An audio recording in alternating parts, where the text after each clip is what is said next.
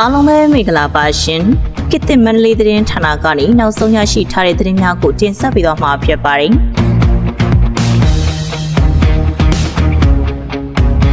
အစီအစဉ်လေးမစခင် channel လေးကို like and subscribe လုပ်သွားဖို့လည်းမေတ္တာရပ်ခံလိုပါတယ်အခုပထမဆုံးတင်ဆက်ပေးမယ့်သတင်းကတော့ညီနောင်များနဲ့တိုက်ပွဲဖြစ်နေသည့်စေကောင်းဆောင်ကတမရရယူမှုကိုဝါနှစ်မိုင်းလာကဝမ်းမြောက်ဟုဆိုတဲ့ဆွေသတင်းကိုတင်ဆက်ပေးသွားမှာဖြစ်ပါတယ်မြန်မာနိုင်ငံမြောက်ပိုင်းတွင်ညီနောင်မဟာမိတ်အဖွဲ့များနှင့်တိုက်ပွဲဖြစ်ပွားနေသောအာဏာသိမ်းစစ်ကောင်ဆောင်တမရရယူမှုကိုဝါပြည်သွေးစည်းညီညွတ်ရေးတပ်မတော် UWSA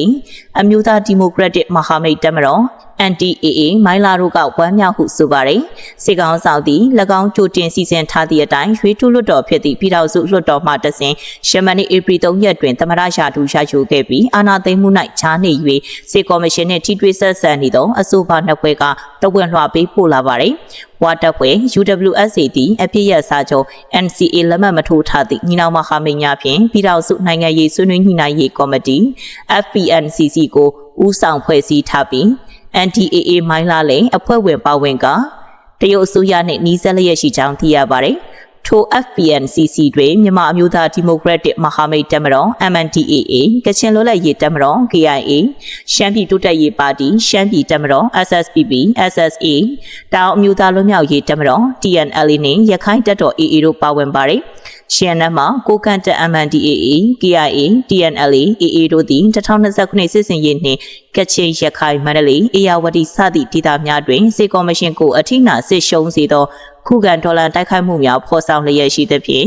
တရုတ်အစိုးရကဖိအားပေးနေကြောင်းသိရပါတယ်။လက်ရှိတွင်တရုတ်အစိုးရ၏တစ်ဖက်သက်ဖိအားပေးချုပ်ကိုင်မှုကြောင့် MNDAA နှင့် TNLA သည်၎င်းတို့သိမ်းပိုက်ရရှိထားသောအထူးကုန်သွယ်ရေးလမ်းကြောင်းများမြို့နယ်ဒေသများကိုစစ်ကော်မရှင်ထံပြန်လွှဲပေးကြရပြီးထိုးစစ်ဆင်မှုများရပ်တန့်ထားရကြောင်းသိရပါတယ်။အလားတူစစ်ကော်မရှင်နှင့်ထိတွေ့ဆက်ဆံပူးပေါင်းနေသည့်လက်အောက်ခံရှမ်းပြည်အမျိုးသားများတပ်မတော် SNA အပါအဝင်လူမှုရေးအသင်းအမည်ခံအဖွဲ့များ2025အတူရောက်ရွေးကောက်ပွဲတွင်ဝင်ပြိုင်သောနိုင်ငံရေးပါတီတချို့ကိုလည်းတဝက်လွှာများပေးပို့ကြပါတယ်။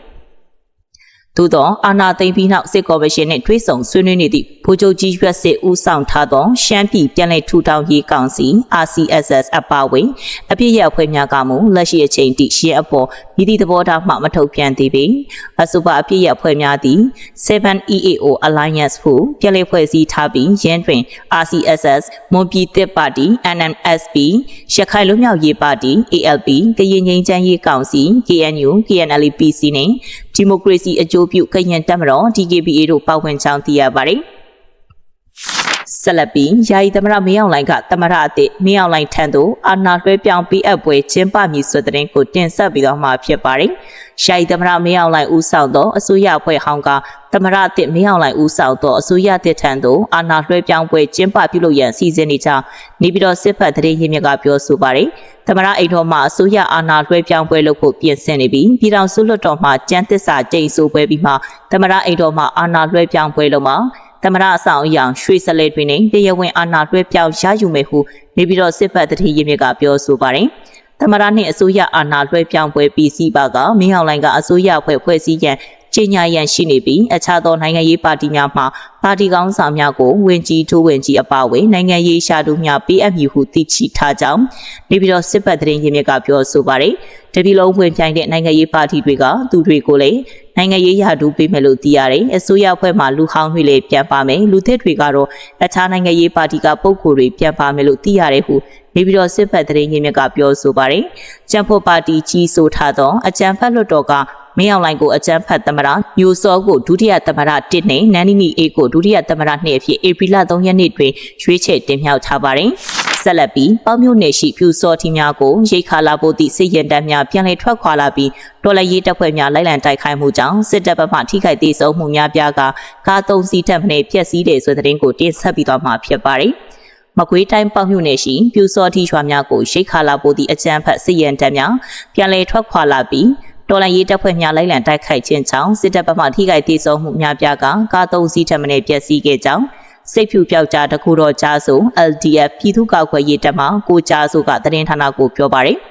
မလ26ရက်နေ့မှစတင်ပြီးပေါမြို့နယ်တွင်ဝင်ရောက်လာသောစစ်တပ်ရိတ်ခါပို့ရှင်နှန်းသည်ပေါမြို့မှပင်တောင်ရွာသို့သွားရောက်နေစဉ်ရှင်နှန်းလုံခြုံရေးယူထားသောနောက်ကျန်စစ်ကြောင်းကိုတောင်ချိုကြီးပါအနီးတွင်ဒေါ်လာရေးတပ်ဖွဲ့များကတိုက်ခိုက်ခဲ့ရာစစ်သား9ဦးသေဆုံးခဲ့ကြောင်း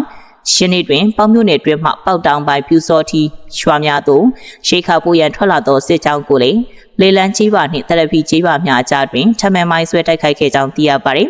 ရှင်တိုက်ခိုက်မှုတွင်အကြမ်းဖက်စစ်သား10ဦးထပ်မံထိခိုက်ဒဏ်ရာရရှိခဲ့ပြီးသေဆုံးသွားသောစစ်သားလောင်းများနှင့်ဒဏ်ရာရသူများကိုကားနှစ်စီးဖြင့်ပေါမြို့ပေါ်သို့လာရောက်ခေါ်ဆောင်စဉ်တောင်ချိုရွာကြားနှင့်တောင်သာရွာအနီးတွင်ပရိသမိုင်း3လုံးဖြင့်မိုင်းဆွဲတိုက်ခိုက်ခဲ့ရာကားနှစ်စီးပျက်စီးခဲ့ကြောင်းသိရပါသည်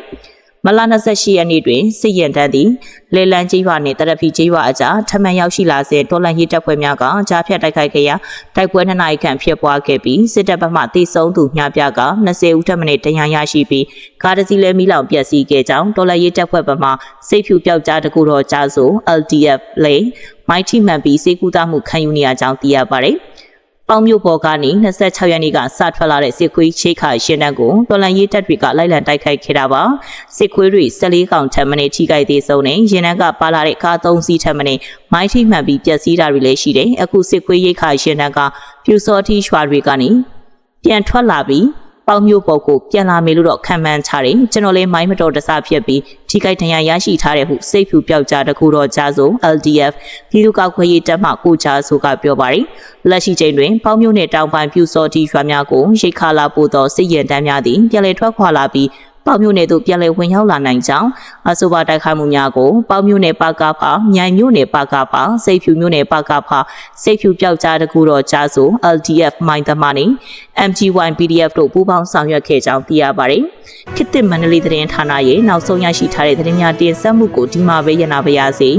နောက်နေ့တွေမှာလည်းသတင်းလူများတင်ဆက်ပေးနေမှာမို့စောင့်မျှော်ကြည့်ရှုဖို့တိုက်တွန်းလိုပါတယ်အဆုံးထိကြည့်ရှုအားပေးကြတဲ့အတွက်ကျေးဇူးထူးတင်ရှိပါတယ်ရှင်